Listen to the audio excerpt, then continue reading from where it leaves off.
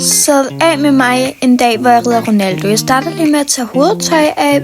Så er det, jeg spænder op, så jeg kunne få sadlen af. Så tager jeg sadlen af. Så kom den på plads. Så skulle han lige have lidt nus og lidt kærlighed.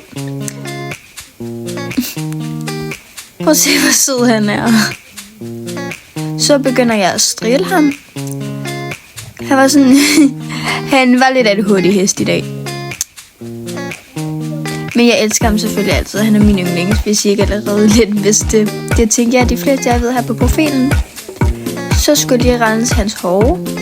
I starten ville han ikke, så mig til det klip om et par gange. Så lagde han sin hoved på min skulder. Det er også rimelig cute. Så fortjente han lige godbidder, for han havde været rigtig, rigtig dygtig i dag. Han var dårlig i starten, men så gik det rimelig godt. Seriøst, jeg elsker ham. Han begynder at æde sin boks, det er ikke så godt. Nå, så vil han lige have min telefon. Æder mere af sin boks.